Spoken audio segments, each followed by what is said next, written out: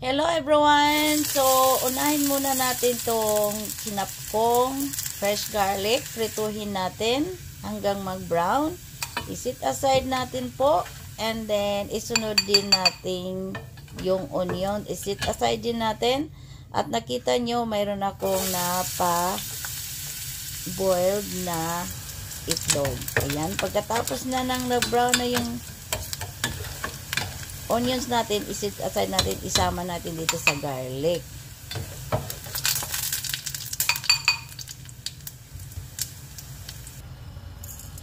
So, ngayon, magpakulo tayo ng tubig. So, nilagyan natin ng peppercorn, garlic powder, konting asin, at isunod natin tong chicken bouillon. O, pwede rin beef. So, habang natin pinapakuluan o pinapakulo yung tubig, pagkatapos nyan, isunod na natin yung ating onions. At ito po yung pork chop. At isunod natin yung chicken breast. So, ito ay luto na yung ating baboy at yung ating manok or chicken.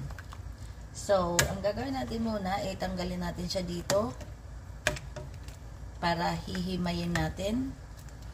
So, luto na after at least 25 minutes. 10 minutes. Kasi malambot na klaseng meat ito yung ating baboy. At i-shredded natin ito. Yan, tanggalin lang natin siya dito. Sinabay ko ng pinakuluan yung ating chicken and pork. So, simple na luto lang ng aking version na mommy. Ayan. So, in the same pinakuluan, ilalagay natin yung ating noodles. So, ang ating noodles ay ito, lomi. Ang lomi. O, diba? So, pakulaan lang natin to mga ilang seconds. Ayan. So, at least, pakulaan lang natin. So, igaganon natin, no? Ayan lang natin. Pakuluan lang natin dito at least 2 minutes. So, after natin napakuluan ng ilang minuto, depende kasi kung gaano kalakas yung apoy nyo at paano kaagad magkumulo. But anyway, hindi na talaga natin tagalin dito sa ating pinakulo na tubig or sabaw. Kung saan yung pinakulo natin yung chicken at ating pork para mas magkaroon na rin ng lasa yung ating noodles. So, ihauin na natin. Tarayin mo muna natin yung apoy. Awinan muna natin. Isi-separate lang natin dito. Sa ganitong paraan para hindi madurog yung ating mga ingredients o lalo na itong noodles at gulay. So, ayan. So, tanggalin lang natin.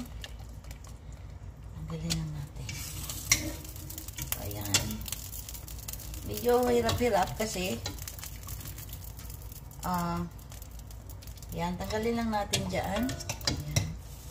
So, iset aside natin ito. Ayan. Ngayon, isusunod natin yung ating bok choy. So, ito yung aking gulay. Ayan. Iba-blanch lang natin para hindi madurog or malata agad yung ating gulay. Lalo na dito sa bahay namin na hindi magkasabay-sabay ng kain. So, i-prepare lahat lang ng ingredients. Luto na lahat. Ngayon, sila nang bahala. Pero ang gagawin natin today, ilagay natin bawat isang bowl para prepare na sa kanila at sila na rin ang maglalagay ng sabaw. Ayan. So, bakit dito ko nilaga yung ating bok choy, yung gulay? para magkaroon na rin yung lasa. 'Di ba? Pagkaroon na rin lasa. Ang gagawin lang natin, i-separate din natin ang lagyanan ito. So, ganun lang kadali po. Okay? Mas masarap yung gulay pag hindi lasog. Yan. Sandali lang natin pinakuluan. Tanggalin natin kaagad yung gulay para hindi siya malasog. Diba? So, tanggalin natin siya. Ayan. Ilalagay natin siya dito sa strainer. At di na natin yan i-drain ng malamig na tubig. Kasi, pag i-drain din natin sa lamig na tubig, yung lasa dito na pinagkuluan natin ng chicken at pork ay mawawala kung i-drain natin. Hayaan lang natin siya na kumulo ng at least 1 minute o ilang seconds para maluto lang ng konti. Tapos hayaan lang muna ditong matuyo at yan ang sabaw niya. Matuyo at lalamig. Ayan. So, ganyan lang natin kadali ito. So, tapusin lang natin yung shredded nating chicken at pork.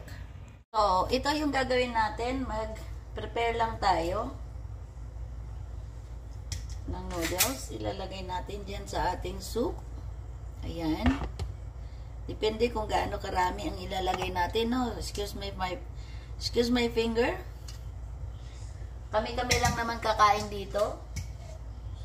Gusto ko lang ipakita sa inyo kung paano natin ginawa. So, isunod natin yung chicken. Ayan, mailagay natin yung chicken sa side. At mayroon tayong green onion. Kahit anong onion leeks. Ganon. At ilalagay na rin natin yung binablanch natin na gulay. Kahit anong gulay na ilalagay nyo, bok choy or napa, pwede rin. Ayan, ganyan.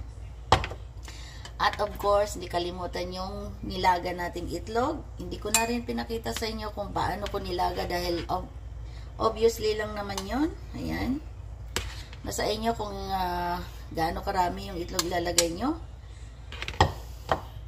Tapos, may onions at yung ating garlic na lagyan natin ng piniprito natin, pinapatigas, ganon, para mas mabango. Ayan lang. So, ganyan lang ilalagay natin. Ayan, ganon lang kadali, diba? So, lalagyan na natin ng sabaw. Lagyan na natin sabaw. Ayan. Kung saan yung pinakuluan natin lahat dito. Yan, nasa inyo kung gaano ang panglasa ninyo. Kung dagdagan nyo pa ng panimpla. Ayan, tikman lang natin. Ang sarap nito. Oh my goodness. Ang sarap. Kasi lalo na nagdala ng sarap niya yung garlic at saka onions na pinirito natin. So, sa isang balot natin ng lumi, 4 na bowl na nagawa natin.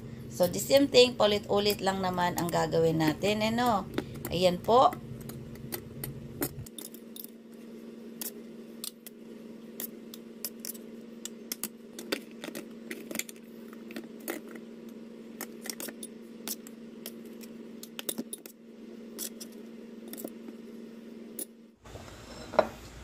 So, dahil mamaya pa naman ito kainin, takpan na natin. Ngayon, ang kailangan lang natin dito ay yung mainit na sabaw.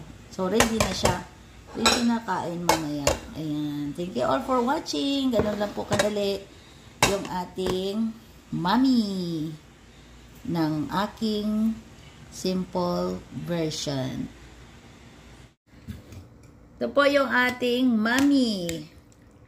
Napakasimple lang na version ito. Gusto mo humigop ng sabaw, which is my favorite na masabaw. Hop.